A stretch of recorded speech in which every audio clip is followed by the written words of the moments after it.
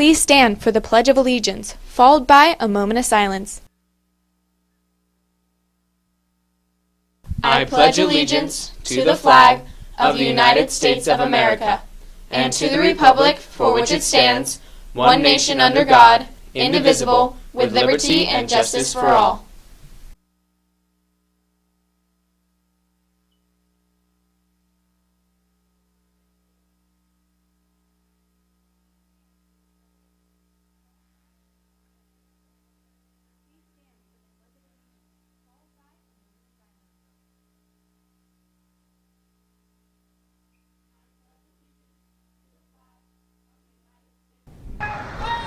Good morning and cowabunga! We'll tell you when Southern Nevada's water parks open up, and we'll give you a sneak peek of what new attractions that will slip you off your feet.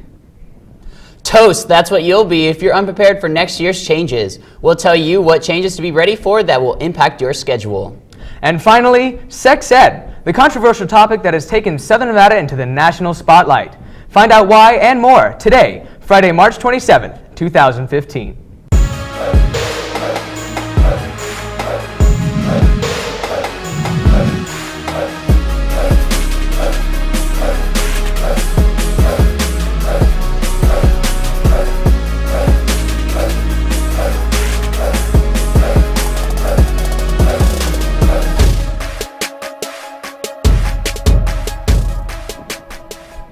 Good morning, it's Friday. I'm Dominic Martinez. And I'm Riley Grieve, and it is 9:02, and right now we are live from the news desk. You don't usually see parties happen during the school day, but yesterday the English 11 classes held a party so long and great that even the great Gatsby himself would have been proud. Students were asked to dress up in the fanciest outfit that they could find in their closet and come to class to have a party. But that's not the only reason for the party taking place. Just like how Jay Gatsby had some ulterior motives for hosting his parties, the English 11 classes had some ulterior motives as well. Each student was asked to bring their Great Gatsby-themed project to be showcased, and then later in the day, votes were cast for the best one. And since there were so many projects to choose from, Miss Sherry Smith said that she would let us know the winner after the spring break. From singing to kung fu fighting, the talent show was a big success. Students, staff, and parents got together to watch amazingly talented teens put on a show by either rocking out on a guitar, harmonizing in a group, rapping some pretty cool rhymes, or even sitting down with a friend to eat cereal. And yes, I said cereal. The crowd left the show last night amazed and wowed, and I can't see what we're in for next year. Breaking means moving on to the final round, and that's what junior Ethan Hechanova did at Bishop Gorman High School. This is footage from earlier this year. Hechanova is a member of Foothill Speech and Debate Program and led by advisor Kathleen Dillon. Tonight, Hechanova will compete in Super Congress, which means the top two senators and the top of the House will go to nationals, and Ethan has a chance to go. The National Speech and Debate Tournament is in Dallas from June 14th through the 19th. Good luck, Ethan. There has been a lot of debate about whether or not the sex education in Clark County should be changed. FST News' Ariel Byris has been calling many district officials to get the story. She joins us this morning from the newsroom. Good morning, Ariel. Good morning, Riley, and you are right. There's been a heated debate in Clark County about the quality of sex education that students receive while in school. Reporter Angela Ely and I researched why some people think it should change. Sex ed, it's a taboo topic in education. It's gained a lot of national attention recently. The Nevada Teen Health and Safety Coalition appeared on Comedy Central's The Daily Show on February 11th. 18-year-old Caitlin Caruso, the NTHSC Youth Group co-coordinator, tells us how great her experience was being on the show. It was really awesome to be able to have this huge platform to share sort of the ridiculousness that's happening in our school district right now, because it's unacceptable and students know that. So it was really cool to be able to make fun of ourselves for a second. While the Health and Safety Coalition wants change, Mary Pike, the Director of Science, Health, and Physical Education for the Clark County School District, explains who really makes the decisions. Whatever we teach in our sex education units have to be approved by the Board of School of Trustees. So our school board is the one who says, we want you to make these changes, and then we will go back and change our curriculum. Caruso explains how she feels about this system. Because we have these older people making decisions about us and our lives, and we need to be involved. So it's really important to make sure that we know how to be involved, how to get involved, and we have opportunities to do so. Another point of view on this topic is one of the parents. Aaron Phillips, spokesperson of Power to Parent, gives us the organization's opinion on the proposed changes.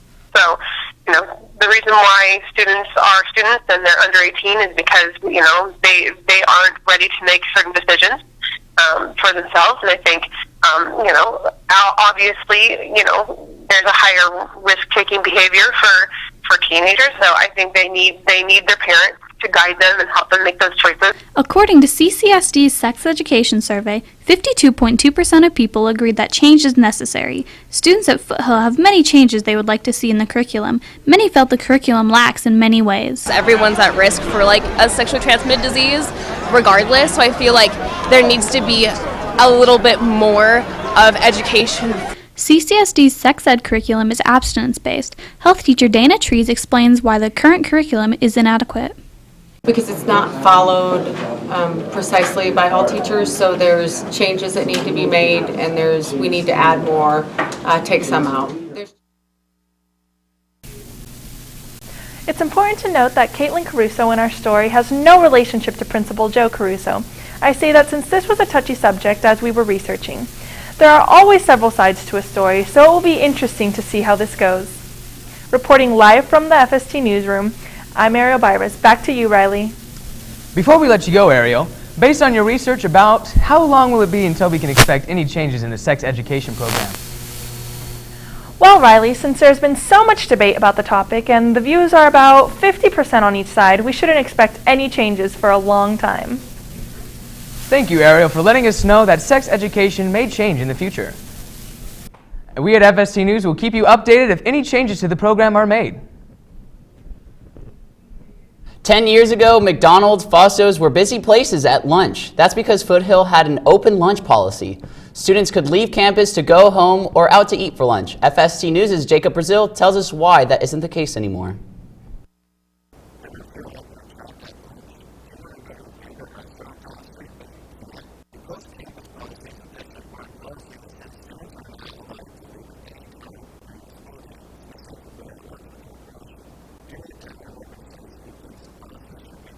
But I think we should be able to go wherever we want. I sit in class all day, and the last thing I want to do is sit here for my lunch also.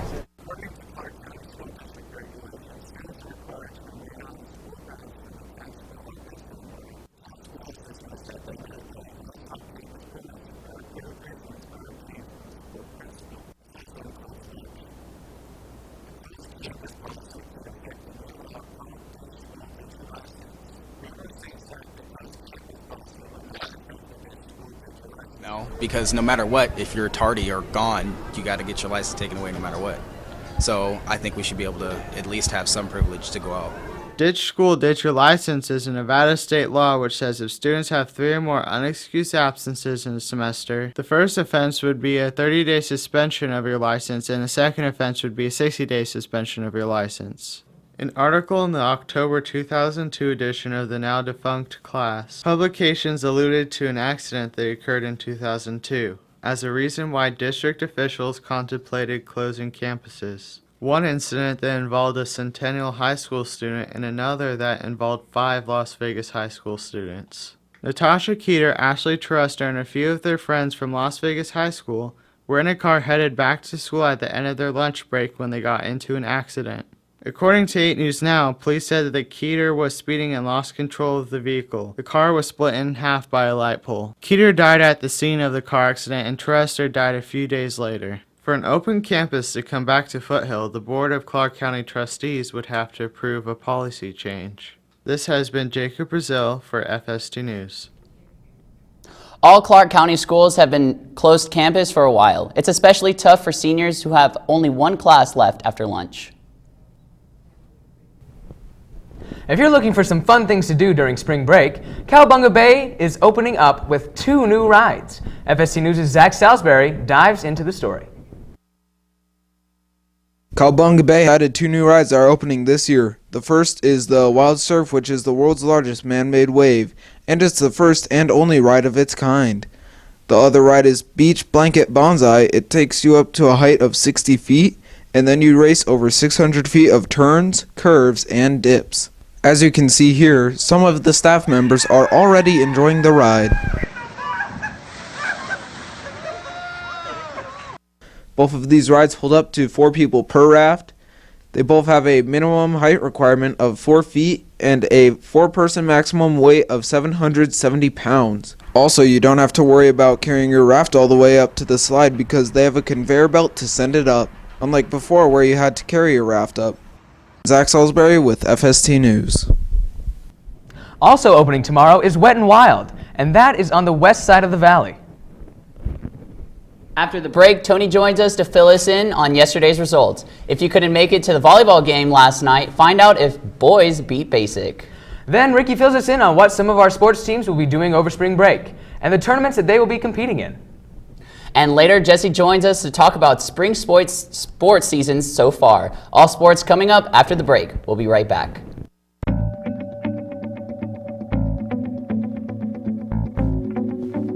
On Tuesday, May 26th, any senior that paid to go to Disneyland for grad night will leave at 4:30 a.m.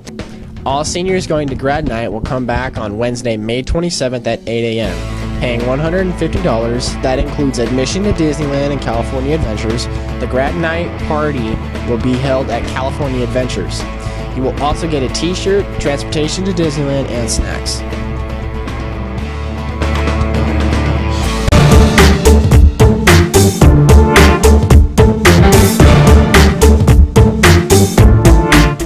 What's up, Foothill? When we come back from spring break, college representatives will be on campus.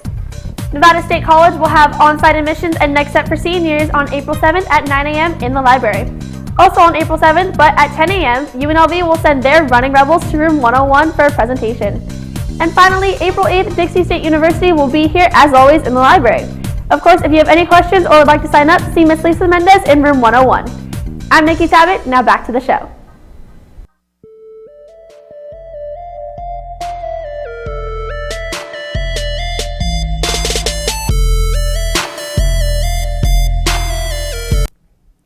What's up, Falcons? Little change here in sports news, but to start off, yesterday the boys golf team competed against Palo Verde. The boys won a close game 206-207. Andrew True carded a 2-under par 34 to help the boys to the win. The softball team faced Green Valley and sent the Gators home packing. The girls shut them out 9-0 behind Jordan Corn's home run. The girls are back on the field today. They have back-to-back games. First, they will play Etowanda from California at 1. Then they'll play Silverado at 3:30. Both games are here at Foothill. The baseball team also faced Green Valley yesterday, but unfortunately the boys lost. They're back on the field today as well. They're facing Silverado at 3:30 here at home. Ending off last night's action was the boys volleyball team. The boys traveled to Basic and brought home the W. They won 3-0, led by Colin Curry, who had 11 kills, and Shiloh Chow, who had 28 assists. Great job, boys, and everybody else who competed yesterday. So we all know how busy our sports teams are day in and day out with homework, practice, and games. But on top of that, many of them compete in tournaments in the off-season and on breaks. Ricky joins us now live from the newsroom and tells us a little more about the tournaments. Good morning, Ricky. Good morning, Tony. Like you said, our athletes go through strenuous practices, games, and tournaments. Earlier, I caught up with some of our spring sports teams to find out what tournaments are coming up and how they think the rest of the season will go. Let's take a look. I'm here with Austin Wilson and Spencer Throgmorton of the varsity baseball team. So you guys have had your ups and downs this season. How do you think the rest of the season will play out for you guys? This season's going to go great. If our team comes together and we do what we're capable of doing, we're going to do some damage. We definitely got the tools to have a great season. Okay. And also over spring break, I hear you're competing in the Grizzly Bengals spring break tournament. Can you tell me a little bit about that tournament? Yeah, we have games Monday, Tuesday, Wednesday. If you have any questions, just come and ask us. We'll be glad to tell you. Come out and support. And lastly, is there anything else you guys would like to say? Come out to our game today. That's against Silverado at 3:30 at their field. Come watch us beat them. All right, thank you guys. And also competing in the tournament over the break is the boys volleyball team. I have Zach Sangster and Colin Curry with me. Can you tell me a little bit about your guys' tournament? Well, it's a 2-day tournament, Monday, Tuesday over spring break. And first day we just play a lot of games, and the second day it's tournament play. And you guys have already played in a lot of tournaments in the off season and so far in this season. Do you think that helps you prepare for future tournaments? Yeah, we put in a lot of work off season to prepare for state. I think we can pull it off. All right, thanks guys. Anything else you'd like to say? Just come out, support. Makes a big difference. All right. Thank you guys for coming out. Remember, varsity baseball has a game today at Silverado at 3:30, and both teams have tournaments next week. So as you can see, just because we are going on spring break doesn't mean the sports stop here at the Hill. Reporting live from the newsroom, I'm Ricky Witt for FST News Sports. Now, back to Tony. Thanks, Ricky. Yeah, it looks like while the rest of us are at the beach or in the pool, they'll be making their own pools with all the sweat from their back-to-back games. Now, we all know there's more sports other than just baseball and volleyball. Jesse Lima joins us this morning to tell us more. Jesse, over to you. Thank you, Tony. Now, obviously, like Ricky and Tony have mentioned, baseball and volleyball have tournaments over the break, but for the sports not mentioned, we have a little recap of what has went on through pretty much the first half of the season. First, we start off with the varsity softball team, and so far, they are searching for another run at the state title, where they came up just short last season. They do have the region banner from last year, but that won't help them as they will have a tough battle for the remaining season. Now to our next sport, the swim and dive team. Both teams are starting out great, but one person I would like to recognize is sophomore Caden Jesperson. Last year, Caden's older brother, Jake, was a star on the team, and now the legacy has continued. Jesperson has broken 2 records so far this season, and he is looking to break at least 3 more. Watch out for a region title contender from little brother Caden Jesperson. Now to track and field. For both teams, they have had their good meets and bad meets, but individually, some of the runners are looking to make a run at a state ring. Raquela Tyler is definitely someone to watch, and Jenna Loria is also a strong runner on the girls' side. On the boys' side, Kevin Woodland has a great 100-meter time, and for the 400 and 800 meter, I guess I am at the top of that list. But have some great competition within my own squad, which is really motivating for all of us. Finally, to the men's golf team. The team is really looking forward and onto the region title and have shown it in their past meets. The team only shot 4 shots behind Coronado last meet, and senior Andrew Chu shot a 68 on Tuesday, and that led the whole region. Some more great games, and this team could be contending for a state title. So now all of these sports will still be training over the break, looking to better themselves, and watch out for some record-breaking and eye-opening performances when we come back from the break. Now back to me. Thank you for that full recap, Jesse. We hope you enjoyed today's live sports segment. Dom, Riley, back to you guys at the desk. Here at FST News, we love to try new things. For example, this live newscast. In addition to all new things here at FST News, today is the launch of our new website. You can watch previously newscasts dating all the way back to 2003.